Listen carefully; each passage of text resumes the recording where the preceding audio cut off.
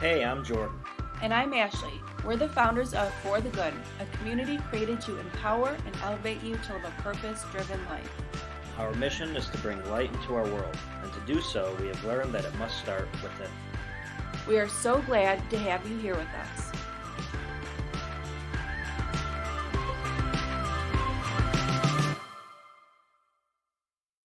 Today, Jordan and I are diving in on men's mental health, the stigma related to it, and how to improve support in this space. While doing some research on this for our podcast today, we found articles calling men's mental health a silent crisis.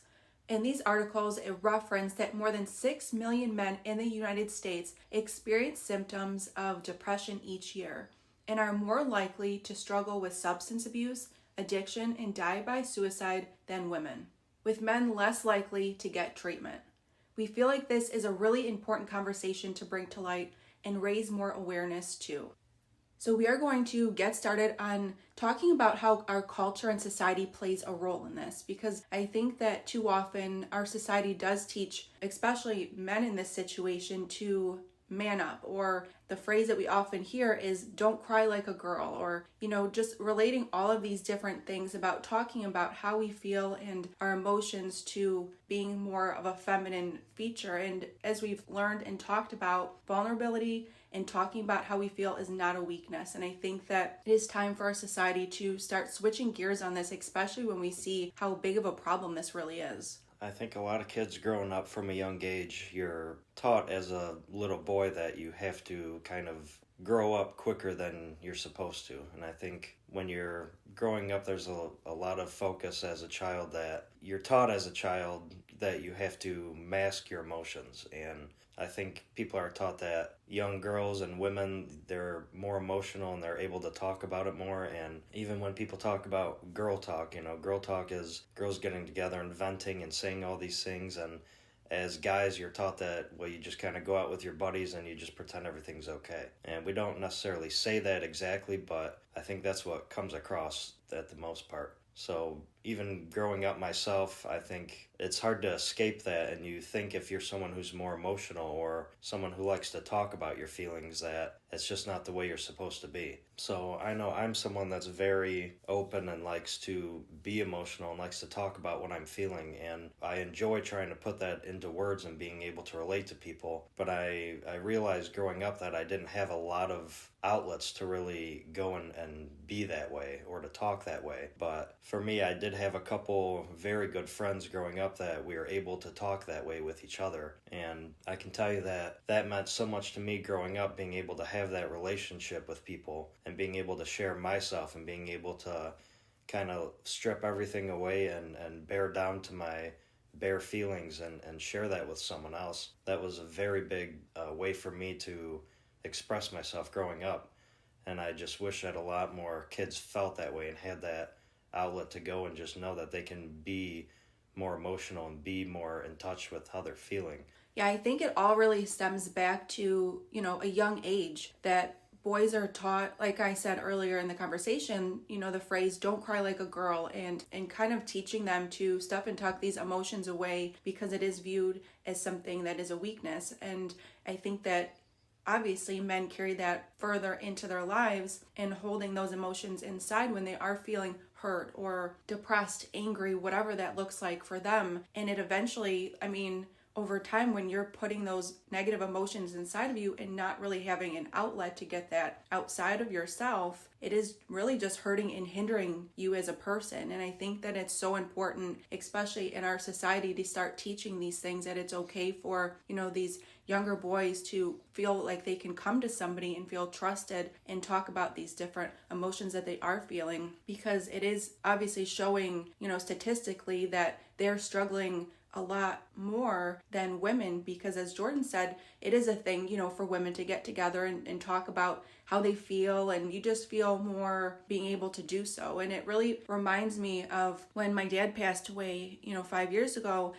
when he passed, I felt like I could talk with, family and friends about how I was feeling at the time. And my brother, who was 17, he kind of held those emotions inside. And it took him, some time to be able to really start opening up on this. And I think that it really is important for us to start talking about these things in a way to bring it to light and allow men to be able to step further into this space.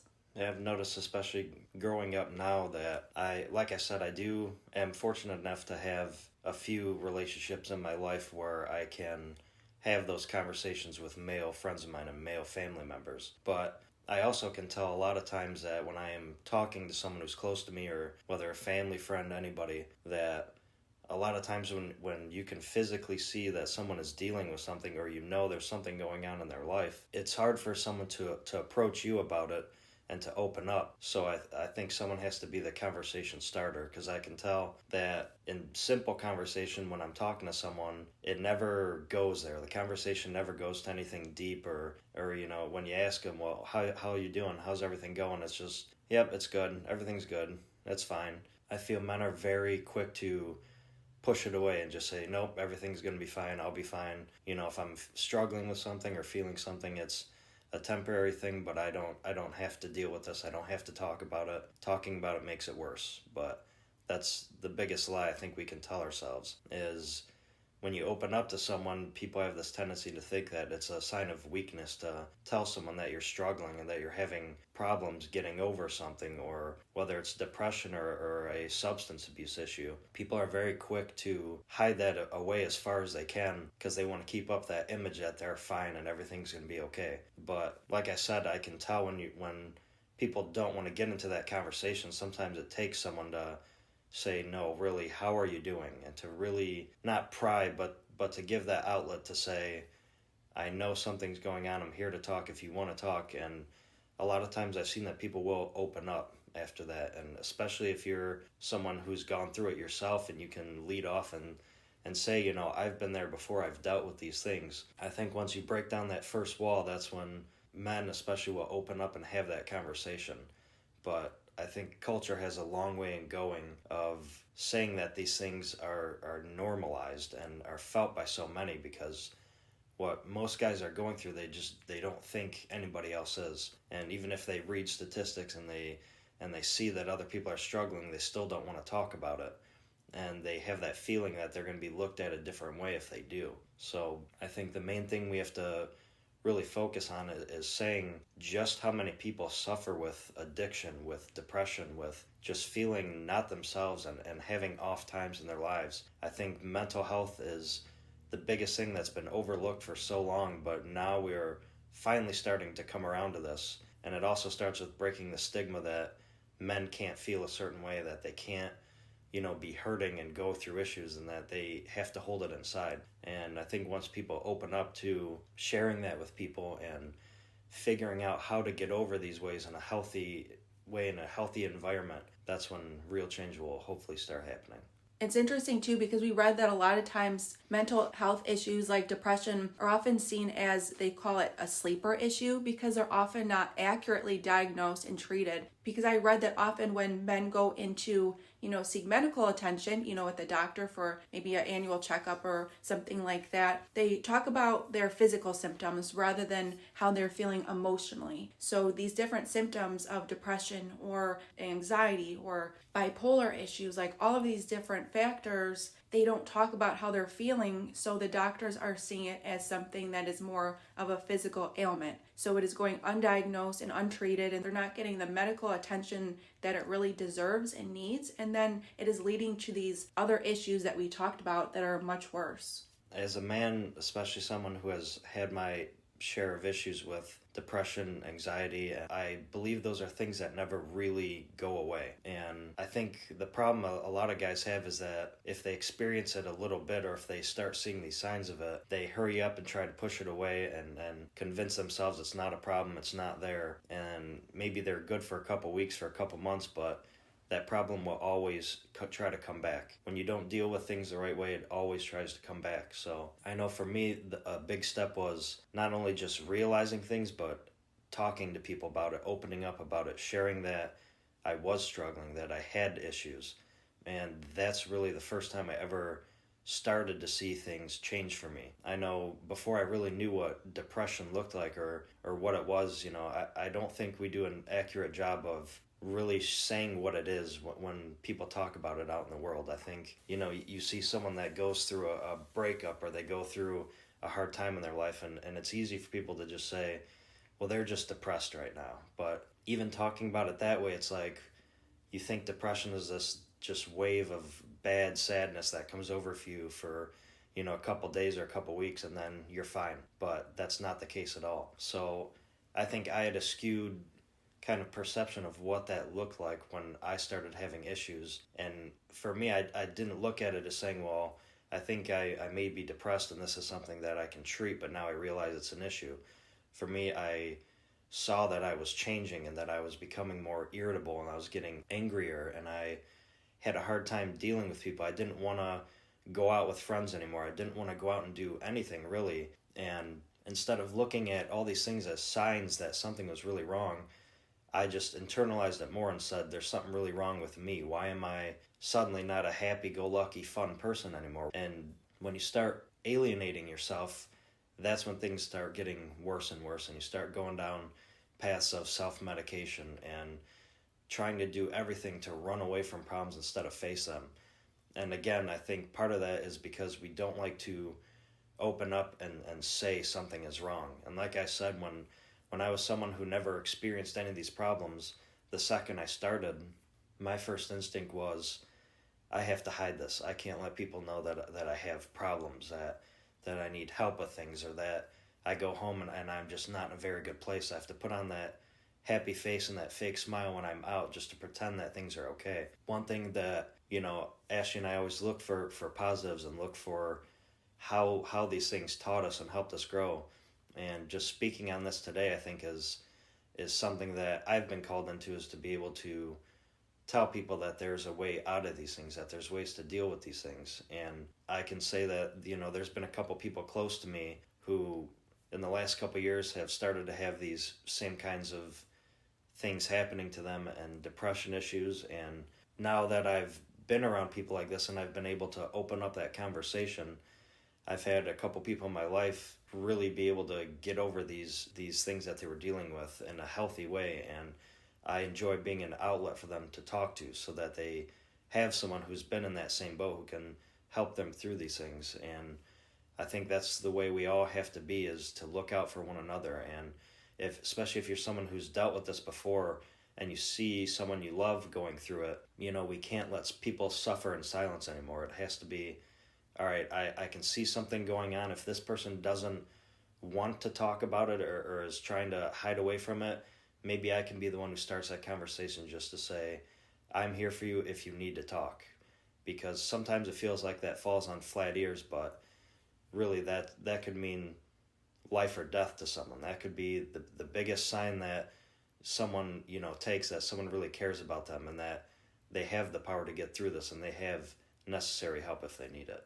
Yeah, it's interesting that you talk about different symptoms that you experience, because I actually learned that men tend to experience depression differently than women. A couple main symptoms that we want to share with you to be able to look out whether it's for yourself or a loved one is, as Jordan said, men often become irritable or aggressive, and they often can drink more than usual, throw themselves into their work to make their feelings go away, or hide their feelings from others close to them. The most common symptoms of depression in men include pain, backaches and headaches or sleeping problems, anger, irritability, loss of sense of humor, road rage, short temper, aggression, and this can also lead to abusive or controlling behavior, reckless behavior, and engaging in risky activities. So as you can see, a lot of these different things also relate to physical ailments, as we talked a little bit earlier on in the episode, where, say, as an example, a man will go into the doctor and say, yeah, I've been having some backaches, a headache,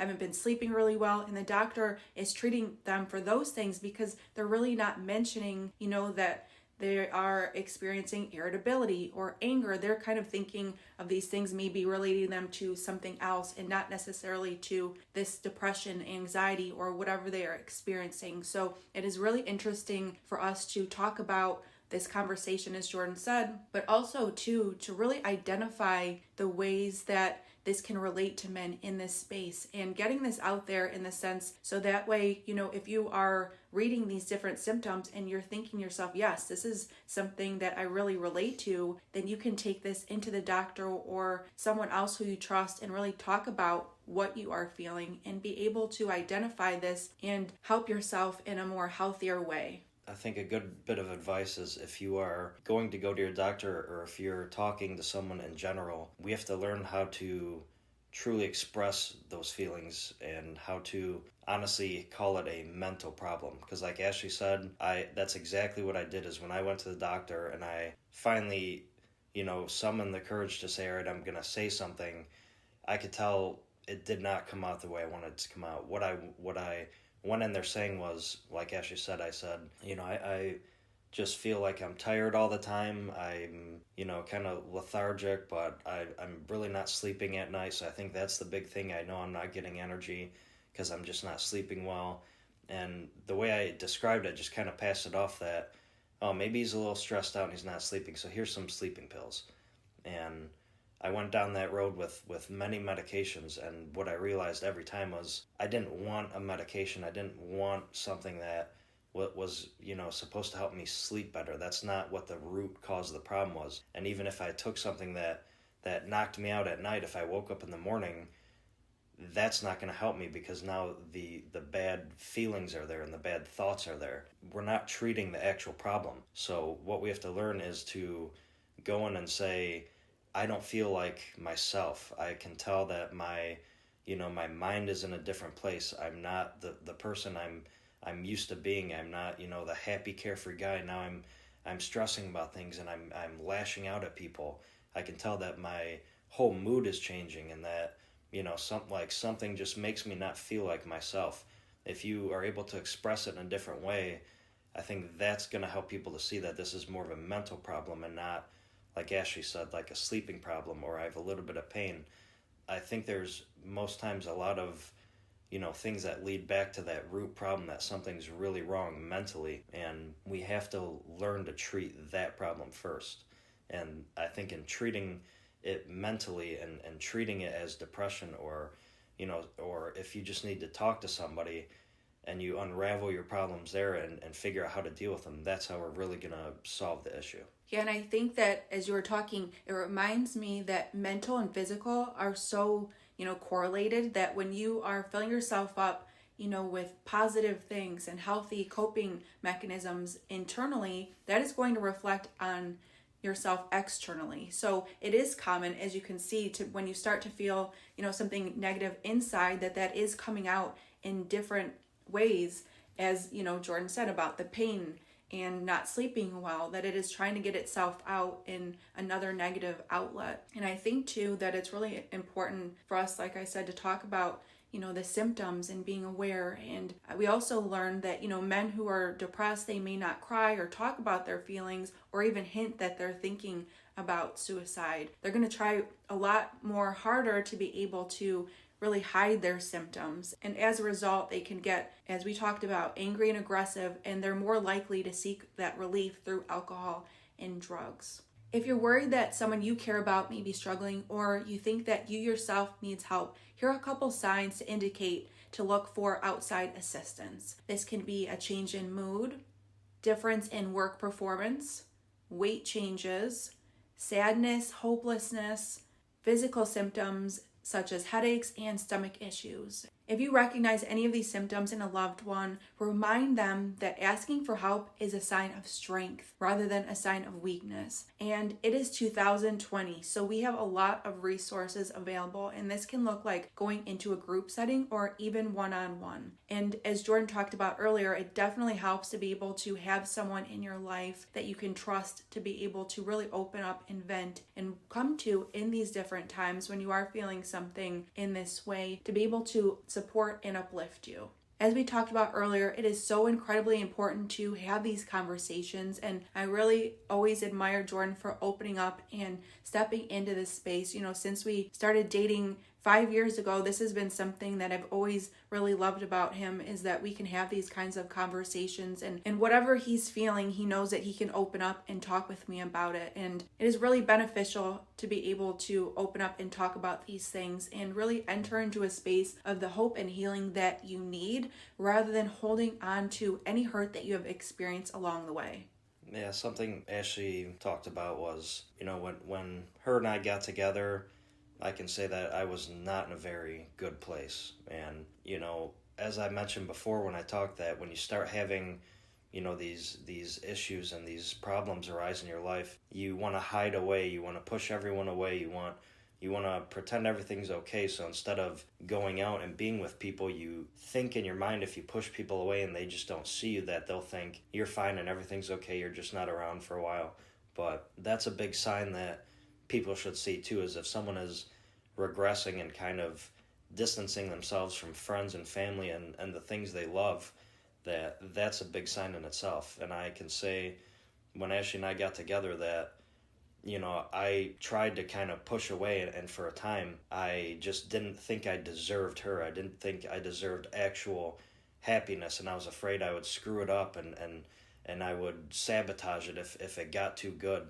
And I think the biggest lesson for me was to kind of sit back one day and I realized that I am worth it. I am worthy of finding pure happiness, and that I can offer someone such happiness, I deserve it back. And that was a turning point for us where, she never left my side. And instead of, looking at me and saying, well, he has issues, and now that I know about him, I don't really want to deal with that. Instead, she got closer and she helped me through these things. And, looking back 5 years ago and coming 5 years ahead, and now we're discussing these things on a podcast that we started, I mean, to me, that's the biggest sign of where you can go with things and where you can take yourself if you believe in yourself and you let good things come into your life. And at the end of the day, I think that's what ties in the best, is to realize that love and happiness and being kind, and just being kind to yourself especially, is really the only thing that is going to change your circumstance. And even if you're someone who doesn't have a lot of that support, what you have to do is find it in yourself. I know with my story, when I was at a job that I really, really didn't like, and I felt that there was no way out, that kind of made things worse in and of itself. Instead of having any type of release, I was, having these bad thoughts and being hard on myself, and then I'd go to a job I was very unhappy at, so I was always miserable. And I don't think we realize personally when we're going through these times how much we change, but looking back, I can tell that in those years, I just wasn't myself. I was not a happy person to be around. I wasn't, the guy that went and made everybody laugh at a family party. It was me trying to sit in the corner and pretend that no one sees me and just not talking to anybody. And as I came out of it, that's when I could look back and say, wow, like I really was not myself for a long time. And thank you to the people who helped me to get out of that and helped me to change that. But I guess the message there is that if there is no one there to do it, you have to find a way to pull yourself out of it. And that can start with just finding one thing in your life that you can put your control over. If it's a job that's really horrible for you, you have to get out of there. If it's something in your life that you're not happy with, or something about you personally, you have the power to change it. And I think when we take one little thing at a time and we change it, and we show that we have willpower and that we can control our fate and our destiny, that's when we really find that we can take control of our life. One thing Jordan mentioned, and I really want to talk about it again, is that we are not defined by our past. You might feel these feelings right now and you might be struggling in this space, but this is not where you need to stay. You are able to really elevate yourself to the life that you deserve. And as we talk about in all of our episodes, you are deserving of all good things. You are deserving of a great life. And when you are in this space of struggle and hurt and resentment and feeling guilty about where you've been, you are not going to step into where you are called to be. So today we encourage you to take a step forward in this space, knowing that you are deserving of all good things and you are able to conquer and overcome anything that life has brought your way. We need more men stepping up and forward to talk about this and share their story to end the stigma, to really free men of feeling like they have to hold on to all of these things. So today we encourage you to take that step to be able to talk about what you are feeling with someone that you trust and love. Opening up to be able to live in this life that you are so deserving of. And I'm really, as I said, proud of Jordan for talking about this today. And as you can see through our other podcasts, that he has really stepped into his purpose and talking about all of these things really is navigating him into elevating his life. And I feel like when someone steps up and talks about it, it is an example of where we can be. Just one last note, I like what Ashley said about being able to forgive yourself. I think we mentioned that a couple episodes ago, but that's a great lesson for today too, is, I know personally when I finally got to a space where I felt like I was getting over certain issues and I was finally putting things behind me, I could realize that when I started to feel really happy and I was feeling good about myself, I still had that voice in the back of my head that was reminding me of things I've done in the past. I think if we don't deal with that little voice, that's the voice that's always going to be there, that's always going to tempt you to go back to that way, and it's going to try to pull you down and remind you that you've been here and you've done these things. But the only way to really, really get through that is to forgive yourself. And the biggest thing for me was when I finally forgave myself for the things I'd done, for, the past I had the conversation with myself where I said, things I'd done and ways I acted, it wasn't me. All of that culminated into guiding me to do things that I know I normally would not do, and things that I'm not proud of doing. But if you don't forgive yourself, you're always going to have that conversation. You're always going to try to tell yourself you don't deserve happiness, or you don't deserve to be wearing a smile right now because remember when you did this thing this long time ago. And honestly, that's the biggest way to sabotage. So anyone listening, if you've had a troubled past, if you had things that took you a long time to get over, if you're still struggling, forgive yourself. But in forgiving yourself, you have to realize you have to take that step forward in growth and in learning in order to make sure that you're going to keep going further, that you're going to go ahead. So forgive yourself, tell yourself, I know that wasn't me in the past, but now I am me. Now I'm taking control. Now I'm going to do what I want to do with my life in a positive way. And the old me has no bearing on where I am right now, and definitely on where I'm going to be in the future. So that's the biggest key, is forgive yourself, get the help that you need, talk to someone you love, talk to a doctor or anybody, but life is just so worth it. Life is such a beautiful thing, and I think what it comes back to is just helping one another and really realizing that you're not alone. Anyone who does listen to this podcast, if you need advice or you need help, or you want to open up and talk about any of the things we talked about, please feel free to send me a message as well through our Facebook or Instagram or any page. Just, reach out, say anything. I would love to hear from people, and I'm open to conversation and to give any advice that I have. So that's just one outlet that I hope you take from this. Yeah, you can contact Jordan through our email. That's hello@forthegood.com. And Facebook and Instagram, you can find us at For the Good Official. Thank you guys so much for joining us here today on our For the Good podcast. We hope that this helps bring this message to light and raise awareness to men's mental health. And like we said, if you think that someone you love is struggling in this space, make sure that you offer your support, listen, and be patient with them, while also encouraging them to talk with a doctor or mental health professional. Have a great day, everyone, and make today count.